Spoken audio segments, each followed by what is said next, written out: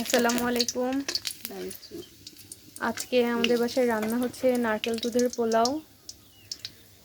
এটা খুবই একটা আনকমন একটা খাবার, কিন্তু খুবই মজা।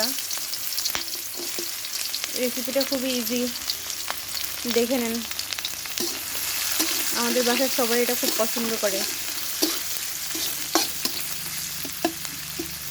এটা আসলে কোন জায়গার খাবার সেটা আমি সঠিক বলতে পারবো না। আমার নানুর এটা খুবই পছন্দ, সেখান থেকে আমরাও অনেক পছন্দ করে খাই। আগে কে কখনো খেয়েছেন কিনা আমাকে জানাবেন অবশ্যই। নারকেল দুধের পোলাওর সাথে সব ধরনের ভাজি দিয়ে খেতে এটা খুব মজা লাগে। তারপর কষা কষা মাংস দিয়ে খেতে খুব ভালো লাগে। আর কি খেতে ভালো লাগে এর সাথে? আলু ভাজি, বেগুন ভাজি, ডিম ভাজা, মানে সব প্রকার ভাজি দিয়ে এই ভাতটা খেতে খুব ভালো লাগে।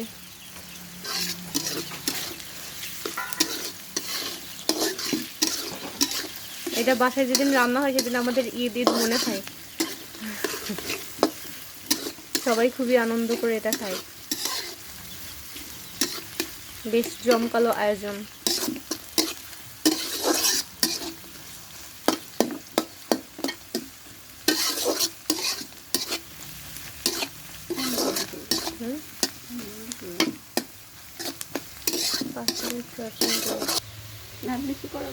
যে পেঁয়াজটা লাল লাল করে ভাজা হয়ে গেছে। এই পোলাও রান্না করতে পোলাওয়ের চাল লাগে না, এটা খুবই একটা মজার বিষয়। এটা রান্না করতে সিদ্ধ চাল হলেই হয়। রেসিপিটা অনেক সহজ, কেউ বাসায় ট্রাই করে খেয়ে দেখতে পারেন সবাই, অনেক টেস্টি।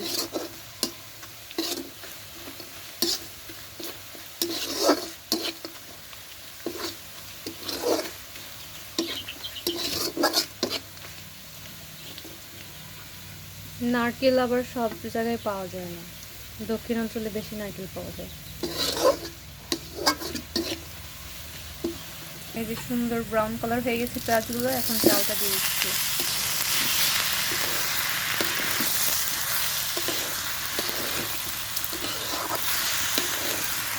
সুন্দর করে ভেজে নিতে হবে।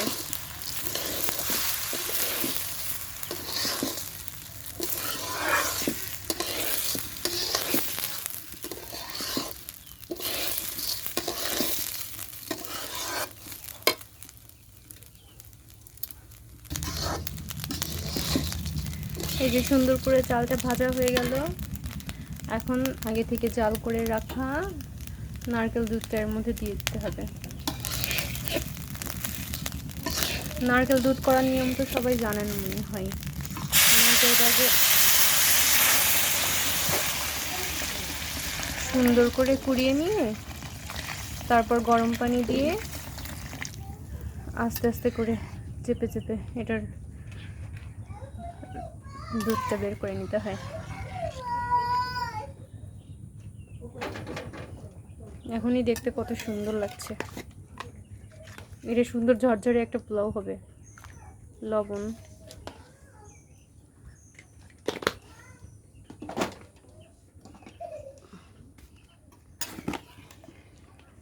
স্বাদের জন্য চিনি, হালকা একটু চিনি স্বাদের জন্য।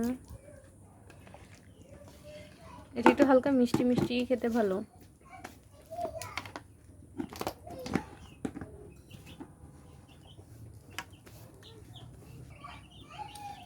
আস্ত একটু শাহি জিরা, একটু সুন্দর একটা ঘ্রাণ হবে।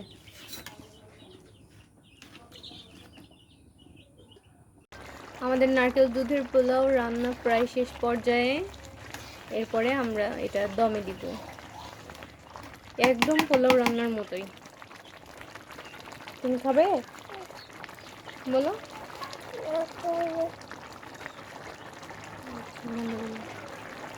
এই যে আমার নারকেল দুধের পোলাওয়ের ফাইনাল লুক।